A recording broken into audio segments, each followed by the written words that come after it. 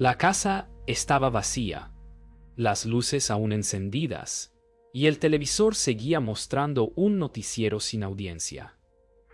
¿Cómo puede desaparecer una familia entera sin dejar rastro? Solo él lo había visto todo. Tomás, el hombre con la cámara.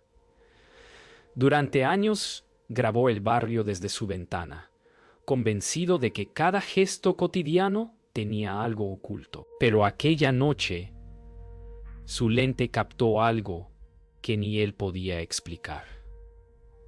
Un destello, una sombra, un silencio demasiado denso. Cuando los García no volvieron a salir, la calle se llenó de rumores, y el vecindario, antes tranquilo, se convirtió en un escenario de sospechas. Dicen que las cámaras nunca mienten, pero a veces lo que muestran es peor que cualquier mentira. Esa mañana, el vecindario despertó distinto.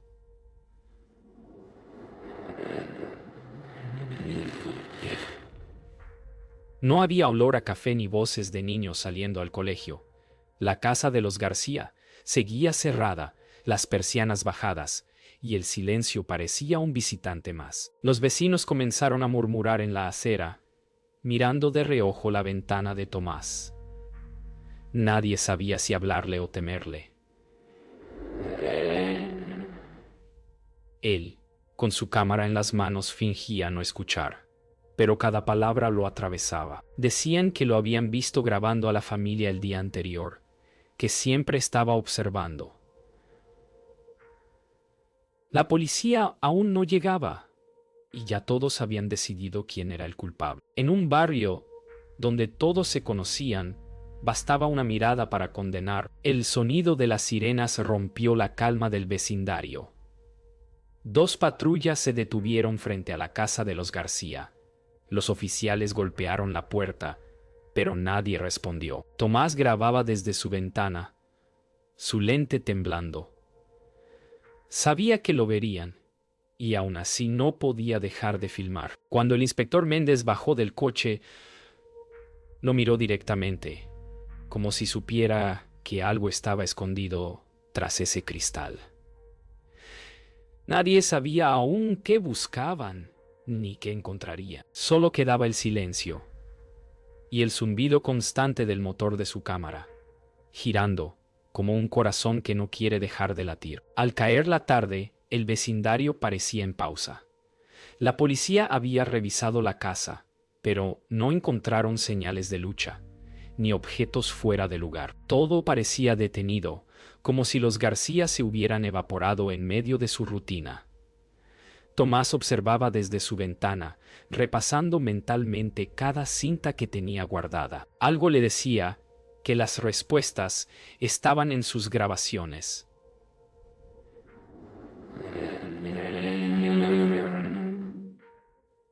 El inspector Méndez, sin embargo, no apartaba la mirada de él. Sabía que la cámara de Tomás era el único ojo que había visto la verdad, aunque aún no supiera lo que realmente había captado. Esa noche, Tomás no durmió. Rebobinó las cintas una y otra vez, buscando algo que diera sentido al vacío.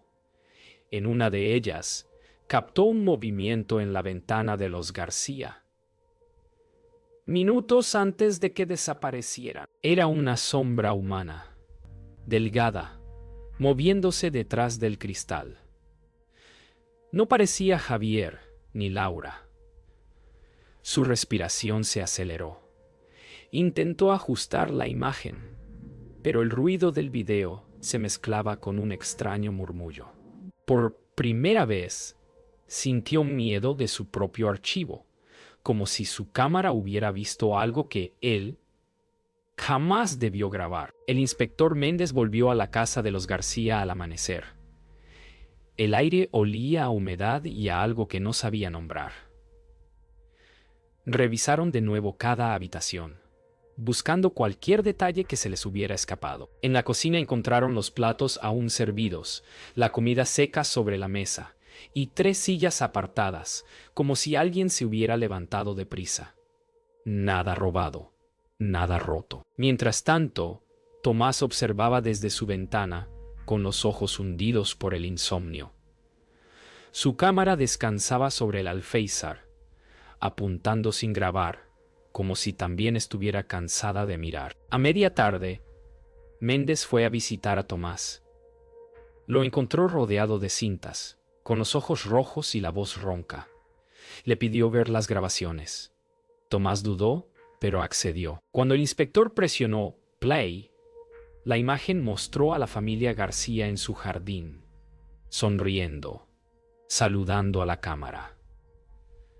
Luego, sin transición, una figura cruzó el fondo del encuadre. Un hombre alto, delgado, desconocido.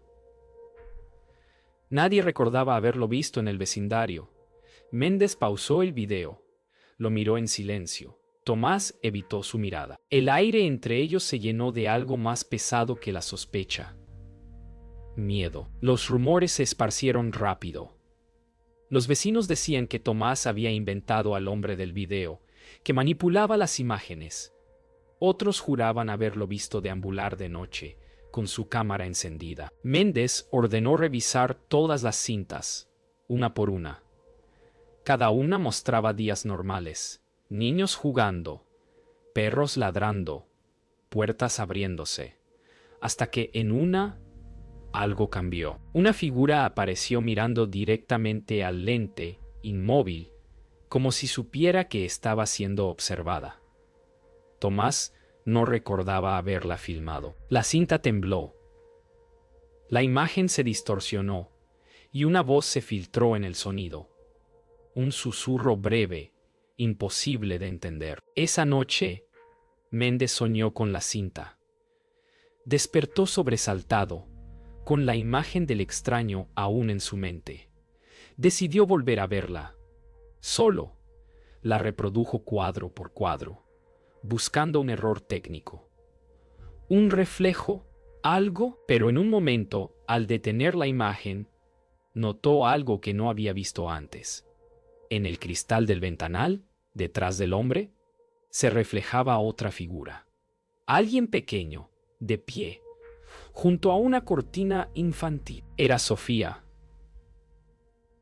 Su rostro parecía mirarlo directamente.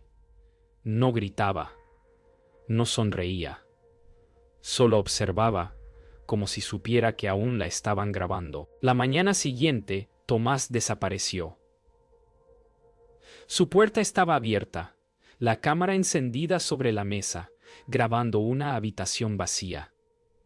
Méndez entró despacio, revisando cada rincón. Las cintas seguían ahí, menos una, la que mostraba la figura en la ventana. En la pantalla del televisor, la imagen se repetía sola, una y otra vez, como si alguien o algo siguiera observando desde el otro lado. Afuera, el vecindario despertaba sin saber que ahora faltaba otra persona más.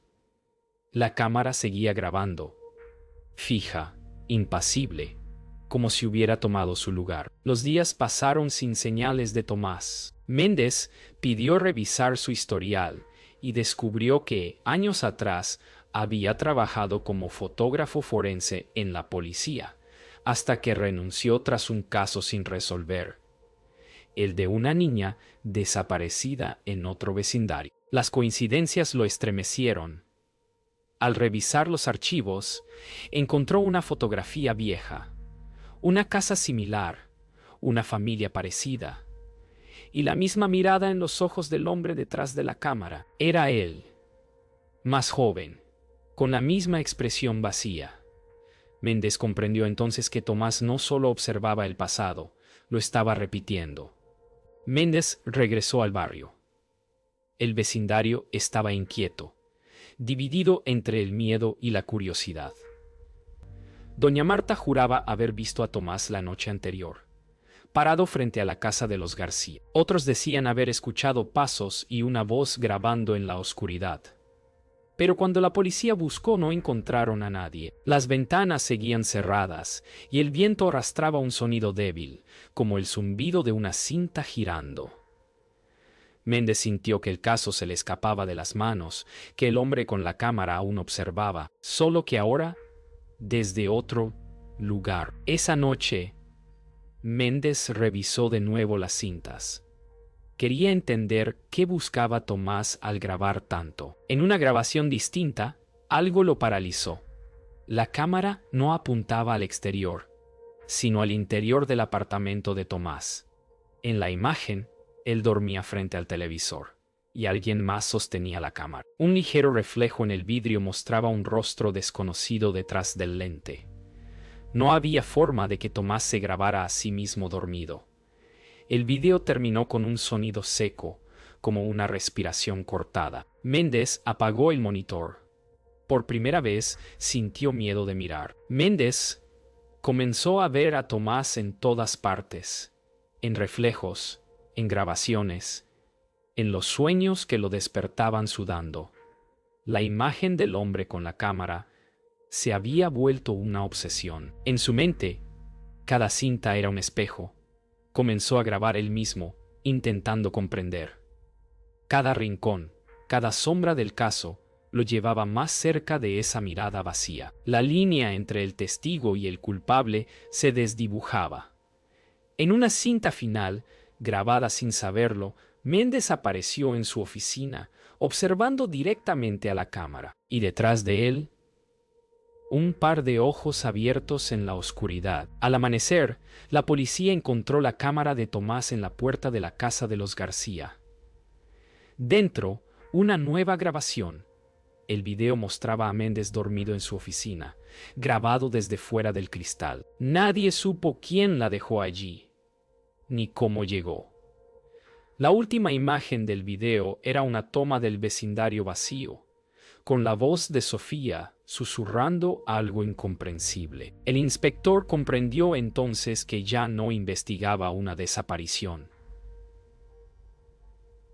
sino una repetición. La cámara seguía grabando, cambiando de manos, buscando siempre a su próximo observador. Méndez llevó la cámara de Tomás al laboratorio forense. El técnico extrajo los archivos ocultos, y lo que encontró no estaba en ninguna base de datos. Eran grabaciones sin fecha, en lugares desconocidos, mostrando rostros de personas que también habían desaparecido años atrás. En cada cinta, una figura oscura se reflejaba fugazmente en el lente, siempre detrás de quien grababa. El inspector comprendió que la cámara no solo observaba, elegía. Esa noche, mientras veía las imágenes una vez más, la pantalla se oscureció, y en el reflejo juró ver su propio rostro detrás del lente. Entre los archivos, una cinta destacaba: García, sin fecha. Al reproducirla, la imagen mostraba a la familia cenando en silencio, como si esperaran algo. Nadie hablaba. Luego, todos giraron lentamente hacia la cámara. Sus rostros estaban serenos, pero sus ojos vacíos, inmóviles.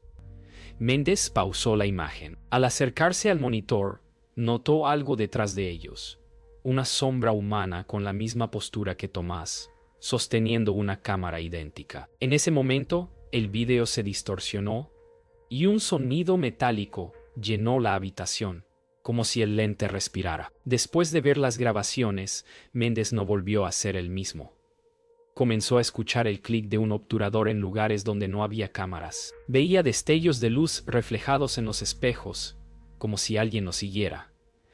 Decidió investigar el origen del equipo de Tomás. Descubrió que la cámara había sido comprada 20 años atrás, perteneciente antes a un fotógrafo desaparecido en circunstancias idénticas. Cada propietario había desaparecido dejando solo grabaciones inconclusas. Méndez entendió entonces que el caso no era sobre un asesino, sino sobre algo que usaba la mirada humana como instrumento. Esa noche, Méndez llevó la cámara a su casa. No sabía por qué. Tal vez para entenderla, o para probar que aún tenía el control, encendió la grabación. Su rostro apareció en la pantalla, grabado desde un ángulo imposible. El corazón le latió con fuerza. Apagó la luz. Pero la cámara siguió emitiendo un resplandor tenue, como un ojo abierto en la oscuridad. Entonces lo escuchó. Una voz infantil, susurrando su nombre desde el televisor. Sofía. La voz repitió una sola frase, apenas audible. Ya es tu turno. La cámara seguía grabando. A la mañana siguiente, el inspector no se presentó en la comisaría. Cuando Luna fue a buscarlo, encontró su departamento vacío. Sobre la cama, la cámara encendida. En el televisor, una grabación recién filmada. El vecindario, tranquilo, sin rastros de nadie. En el reflejo del vidrio, Méndez sostenía la cámara, sonriendo levemente, como si al fin entendiera. La imagen se congeló y el lente se cerró lentamente. Nadie volvió a verlo. Solo quedó la grabación, que seguía repitiéndose una y otra vez, mostrando un barrio donde cada ventana parecía observar. La desaparición de Méndez estremeció al departamento de policía. Nadie entendía cómo un investigador podía evaporarse sin dejar rastro. Luna revisó sus notas y encontró una dirección marcada con tinta roja. Tienda Villalba. Al llegar, la persiana estaba rota y el interior vacío. En el suelo, una caja con rollos de cinta y una cámara idéntica a la de Tomás. Cuando la encendió, el visor mostró la cara de Méndez, grabada el día anterior. Detrás de él, la figura oscura del hombre con la cámara, borrosa, observando desde el fondo del encuadre. Luna llevó la cámara al laboratorio. Al revisar las grabaciones, encontró fragmentos de audio, respiraciones, pasos, y la voz de Sofía diciendo nombres desconocidos. En un video final, el lente giraba lentamente, mostrando el interior de una habitación vacía. Pero al fondo, reflejada en un espejo, la figura del inspector movía los labios, como si intentara advertir algo. Luna retrocedió el video cuadro por cuadro. En el último segundo antes del corte, vio su propio reflejo detrás del inspector. La cámara grababa en presente. Ella no estaba viendo el pasado, estaba dentro de la imagen. Luna empezó a revisar todas las cintas encontradas en la tienda. En una carpeta digital llamada RAW, halló grabaciones mucho más antiguas, fechas borradas, imágenes deterioradas, personas que nunca fueron identificadas. Cada video tenía un punto en común: una cámara reflejada en algún objeto, un espejo, un cristal, una ventana. Siempre grabando. Uno de ellos mostraba a un niño jugando frente a una pared blanca. Al fondo, el reflejo de Tomás, más joven. Luna comprendió entonces que el aparato era una cadena, una herencia que pasaba de manos cada vez que alguien miraba demasiado. Los días se mezclaron. Luna dejó de ir a casa. Dormía entre pantallas, comía frente al monitor. La cámara estaba en su escritorio, encendida, grabando sin que nadie la tocara. En una de las noches, al revisar la grabación automática, se vio durmiendo en la silla. Detrás de ella, la sombra de un hombre con cámara se acercaba lentamente. Al despertar, la silla estaba vacía, pero el video seguía corriendo, mostrando el laboratorio desde su punto de vista. Nadie volvió a entrar. Solo el parpadeo rojo del lente siguió encendido, testigo silencioso de otra desaparición. El vecindario volvió al silencio. Las casas permanecían vacías, las ventanas cerradas. Días después, un joven periodista encontró una cámara en la acera, frente a la casa de los García. Dentro, solo un video. El mismo encuadre de siempre, mostrando la calle vacía. Pero esta vez, detrás del cristal de cada ventana, había un rostro. Docenas de ellos, Tomás, Méndez, los García, Luna, todos mirando hacia el lente, inmóviles, esperando. El periodista sonrió nervioso, presionó Record, y la imagen comenzó de nuevo, idéntica, interminable, como si la cámara hubiera encontrado su nuevo dueño. El periodista, Diego Torres, no tardó en investigar la procedencia de la cámara. Buscó el número de serie y encontró un registro en un viejo archivo policial. El modelo había sido parte de una colección experimental de filmación usada por la División de Evidencia Visual en los años 90, fabricadas para registrar escenas de crimen con alta sensibilidad lumínica. Varias desaparecieron durante un incendio en el depósito. Quienes las manipularon también fueron reportados como desaparecidos.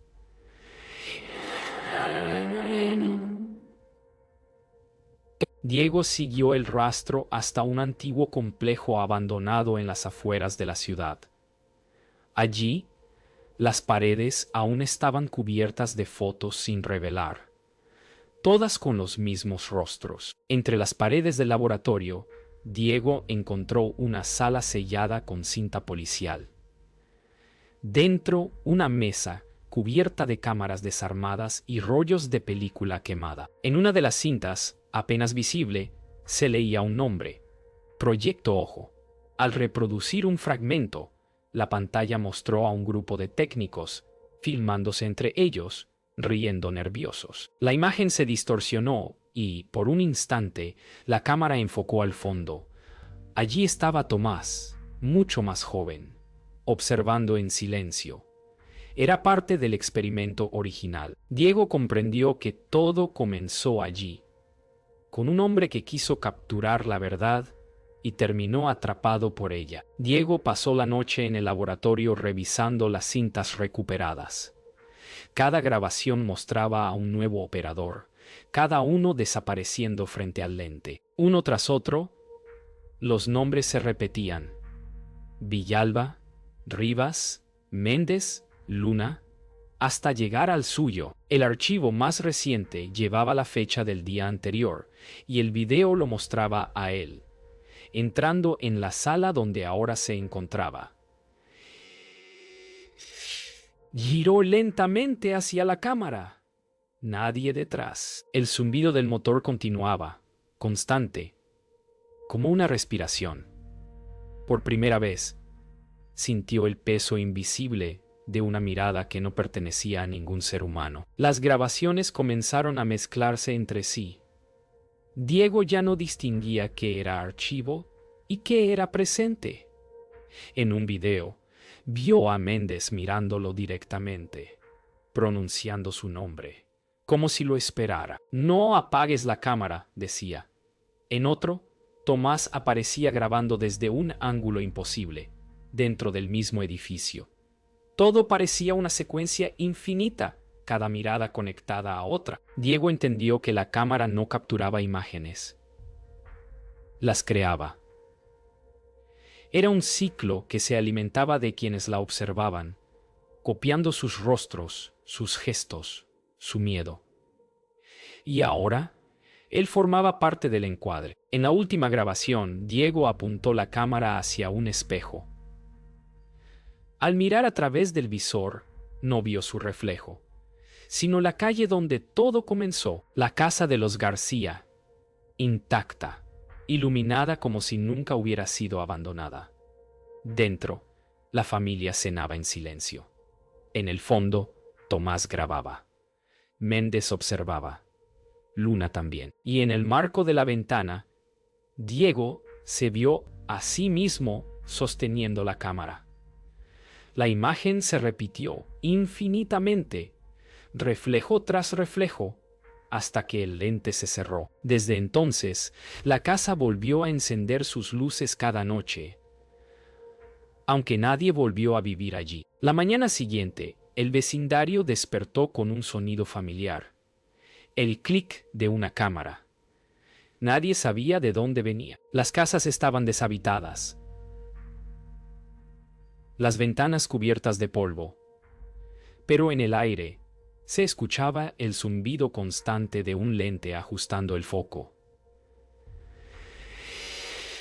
Diego nunca volvió del edificio abandonado. Sin embargo, en la calle principal, alguien encontró un trípode colocado frente a la casa de los García, grabando en silencio. En la pantalla, el reflejo de la fachada mostraba movimiento dentro: una cena, una niña riendo, un hombre filmando.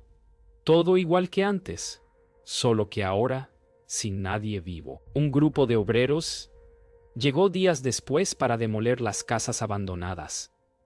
Al intentar desconectar la cámara, uno de ellos, curioso, presionó play. En la pantalla apareció el rostro de Diego, sonriendo frente al lente, diciendo: «No apagues la cámara». Luego, la imagen cambió.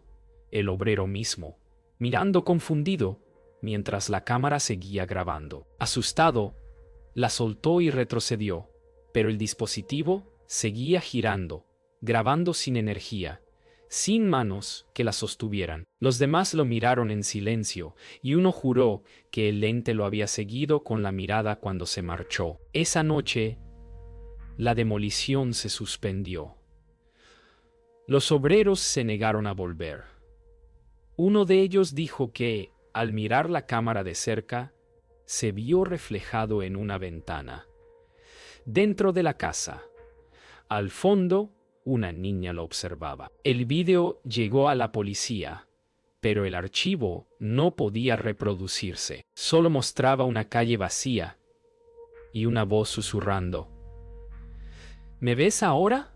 El eco de esa frase se extendió entre los oficiales, y algunos comenzaron a soñar con la casa, con las luces encendidas, con alguien grabando desde adentro.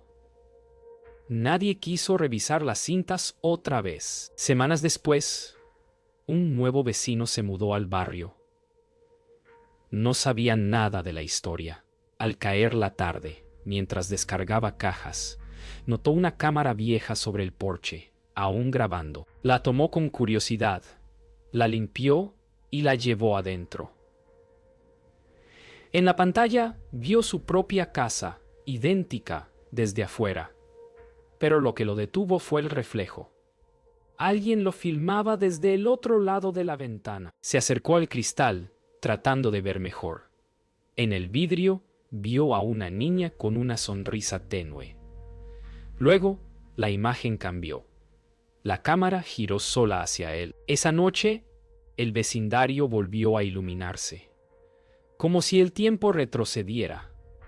Desde la distancia, podía verse la casa de los García con las cortinas abiertas, la mesa servida, la familia reunida. En una ventana, un hombre nuevo sostenía la cámara. Todo parecía comenzar otra vez.